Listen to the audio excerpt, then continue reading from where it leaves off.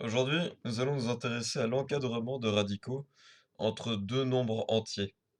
Parce que bon, finalement, les racines de nombres, ça reste des nombres.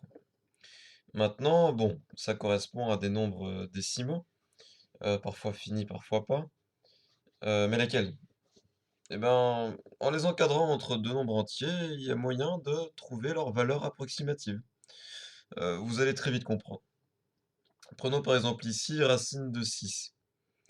Le plus pratique, c'est de choisir des racines de carrés parfaits, parce que eux, on connaît leur valeur.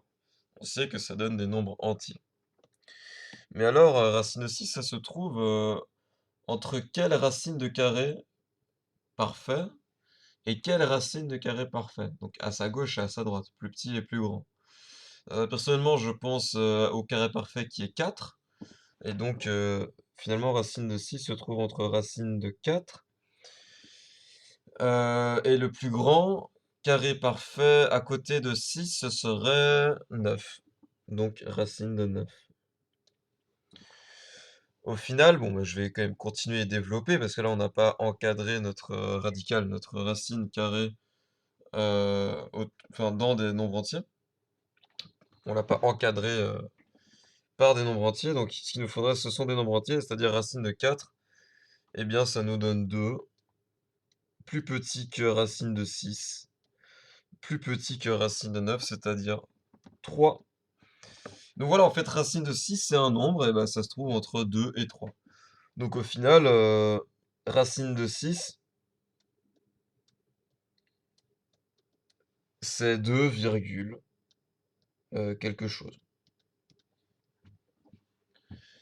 Alors c'est plus proche de 4 que de 9, donc on pourrait dire 2,4, 2,3, mais bien sûr, pour ça, il faudra avoir une calculatrice pour avoir la valeur exacte. Mais au moins, on a trouvé sa valeur approximative. Donc racine de 6 c'est 2, quelque chose. C'est toujours intéressant.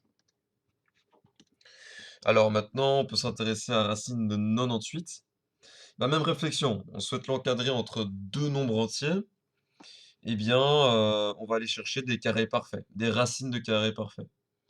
Alors la racine de carré parfait qui se trouve le plus proche de 98 à sa gauche et à sa droite c'est facile à trouver, on a racine de 100, 100 c'est bien 10 fois 10, et à sa gauche, eh bien c'est racine de 80. Ok, bon maintenant racine de 80 c'est quoi? À quoi ça correspond? Ben c'est 9. Plus petit que racine de 98, plus petit que racine de 100, c'est-à-dire 10. Et ben voilà, en fait, racine de 98, c'est un nombre qui se situe entre 9 et 10. Donc, racine de 98, c'est probablement, c'est même d'ailleurs sûrement 9, quelque chose. Et voilà, facile, hein? Bon, 98 est quand même bien plus proche de 100 que de 81. Donc c'est pour le moment 9,8, 9,9. Voilà. On a sa valeur, encore une fois, approximative, et pas sa valeur exacte, hein. Alors, nous, ce qui nous compte en tant que professeur, c'est bien sûr d'avoir ce résultat final, hein, cet encadrement de nombres entiers, hein. Alors, pour le prochain, nous avons racine de 215 cette fois-ci, attention. Alors, trouver des racines de carrés parfaits qui sont pas loin de 215. Bah déjà, un carré parfait, il y a 225. C'est 15 fois 15. Et vu qu'on a trouvé bah, finalement 15 au carré à notre droite, on sait qu'on a 14 au carré à notre gauche, ce qui correspond à 196. Racine de 196. Très bien. Alors, racine de 196, ça fait 14. On recopie le racine de 215. Et plus petit que 15. Ok, donc finalement, en fait, racine de 215, ça se trouve entre 14 et 15. Autrement dit, bah, c'est 14, quelque chose, qui est égal à racine de 215. Voilà, voilà. Donc, la réponse voulue, hein, bien sûr, c'est celle-ci. le fait que vous trouviez sa valeur approximative, ça reste, une réflexion intéressante. Donc on va quand même finir le dernier.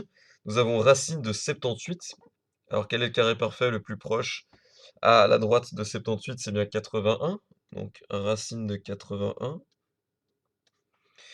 Et le carré parfait le plus proche à sa gauche, ça correspondrait à 8 fois 8, donc 64. Racine de 64. Racine de 64, ça fait bien 8,